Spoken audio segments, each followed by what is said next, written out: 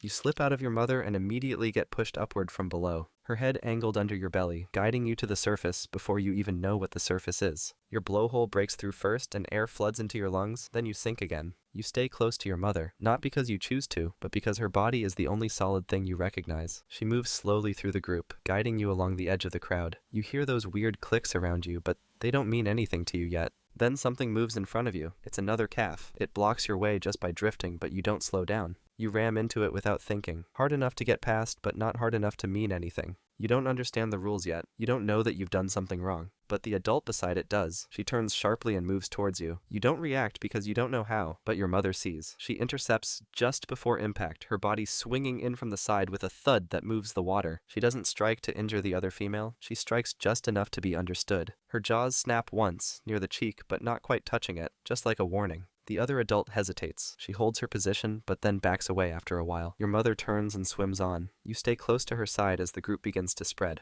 Behind you, the calf you rammed doesn't follow. You don't see where it goes, and you don't look back. Skip forward a bit, and you're 2 weeks old now. You've started swimming further from your mother, circling wider and trusting that you'll find her again when you need to. But this time you go too far, and when you go back, the others aren't there. You circle once, then again, but they are gone, so you send out a click. It rises from deep inside your head and rolls into the water in short pulses, made to bounce off everything solid and come back carrying the shape of the world. Belugas use clicks to navigate, to speak, and to stay close when the ocean stops showing you where anything is. But when your sound returns, it brings nothing with it. Then something moves behind you. You don't see the shape, but you feel the weight of it. It's wide, slow, and it's following you. A moment later, it crosses in front of you with a flash of pale movement. It's a seal. You don't wait. You turn and swim as fast as you can, your tail beating hard and your body tipping downward as you push away from where it was. The clicks that you're sending are too fast and sent in every direction except the right one. But then, something answers. A wall of clicks breaks through the dark and you follow them just as your mother arrives. She dives straight through you and cuts off the seal's path. The seal is too slow to escape. She hits it from below with her jaws open, and the body folds on impact. The others return and help your mother fight off the attacker. They chase it off, and this time, you survive. But you don't forget the way it moved, or how slow you were. You start swimming closer after that, not because you want to, but because you have to. You're 3 months old now, and you've started to understand the rhythm of the pod. But this time, something interrupts the pattern.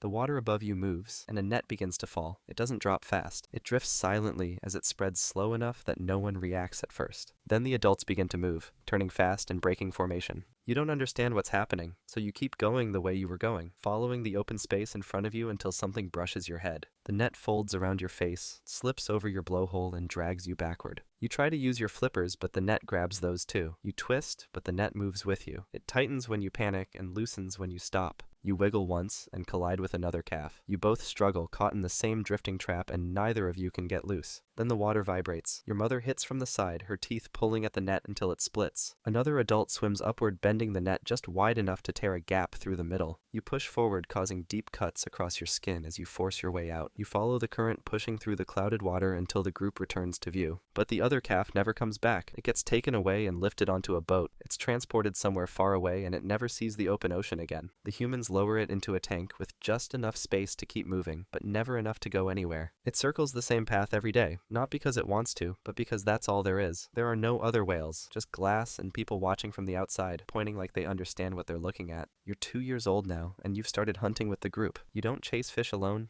and you don't make decisions. You stay on the edge, matching the others as they guide the fish towards more shallow water. This time, the fish move into a bay, and you follow the group like you always do. But just before you reach the opening, something changes. There's another group already there. They're waiting just ahead, not attacking, but they don't move aside either. Your group keeps going. The fish are between both groups now, and there isn't much space left. The others hold their positions, just long enough to see if anyone will turn. Then they don't, and the groups collide. You feel one body slide past your side, then another angles in from the right and slams into your ribs hard enough to knock you off balance. You turn and strike back, not aiming to injure, just to push him away. But he spins faster than you expect and catches your side with his teeth. You turn again, but the fish are already gone. You try to find someone to follow, but the shapes are too far apart now. Everyone's moving in different directions, and no one waits for anyone. You keep circling, and you click once, but no one answers. At 5 years old, you're old enough to leave your mother's group. The females don't stop you. They just keep moving without you, and you don't follow them either. You find the males soon after, and they don't seem too happy with you following them. You keep your distance, matching their speed and trying not to stand out, but they act like you're not even there. You swim too close once, and one of them drives his head into your side, just enough to make it clear that you haven't earned your place yet.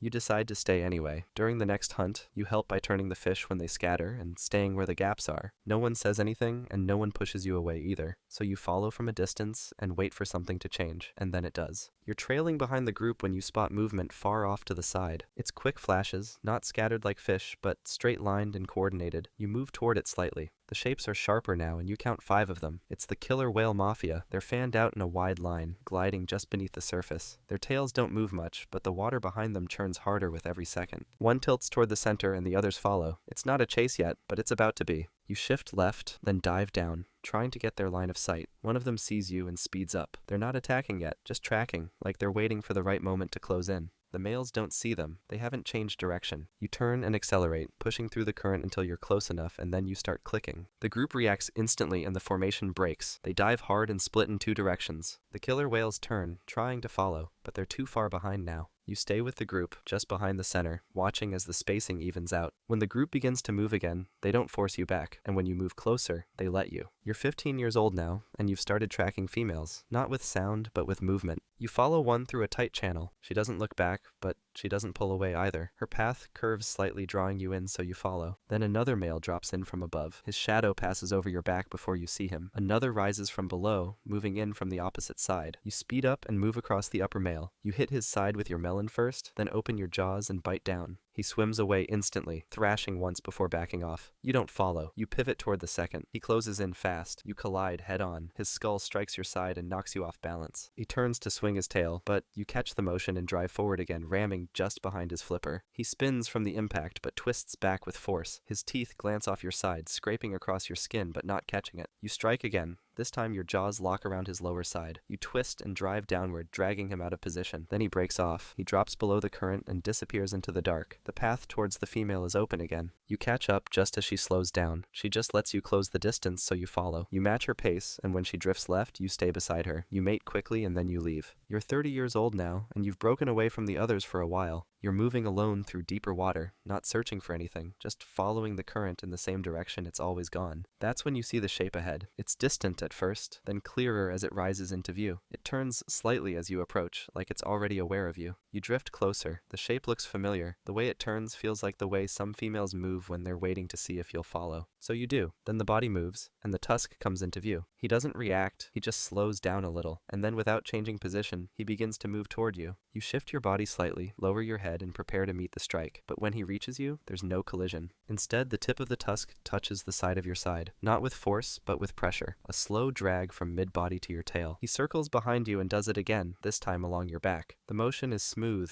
almost lazy, and when he passes your eye, he doesn't look toward you. He just keeps moving, slow and straight. You don't respond, and you don't challenge him. You hold your place in the water for a while, then start to swim towards where your group should be. But he follows. The clicks from your pod reach you again, and you close in on the group and slow as you rejoin the edge. The others adjust, making space for you. Then the narwhal arrives. He crosses directly into the pod, swimming alongside the outer side. Not pushing, just placing himself where there's room. No one moves to block him and no one reacts. He just stays there, quiet and steady, swimming with you like he's part of the group now. You're 45 years old now. You don't lead hunts anymore, and you don't take the front of the group unless no one else steps forward. But when you move, the others move with you. But then he arrives. It's another beluga. You notice him first, always at the edge of the group, not close enough to be challenged and not far enough to be ignored. When he clicks, the sound is low and spaced out. He's not testing you, he's waiting. But you don't answer and the others don't either. No one acknowledges him, yet he still follows for days. He moves when you move, feeds when you feed, and rests when you rest. Then the hunt begins. You drive a school of fish into shallow water. You hold position near the center, and before you can adjust, the young male cuts in from the far side, pressing the line inward. It works. The fish scatter, and the group feeds. You watch him, but he doesn't stay. He drifts to the back again. You push him away next time he comes close. So do 2 others, but he doesn't react. The next time he moves inward, you block him again. You swing across his path just enough to signal that he's not part of this group. The same way you've done to dozens of others over the years. The same way that always works. But this time, he doesn't back off. He lunges. His head slams into your side first, angled high and fast enough to break your rhythm mid-stroke. Before your body recovers, his jaws are already open, and they close over the top of your head. Your melon splits before you process the pressure. The sound disappears instantly, not replaced by pain, just the absence of everything. The water keeps moving, but you don't. He lets go. Your body drifts sideways, and your jaw tilts with it. No one moves to catch you. No one signals anything, and when he swims forward, no one blocks him. Life as a beluga whale might be rough, but There's another animal out there that has it way worse. Trust me, it's wild. Check out the video and see for yourself.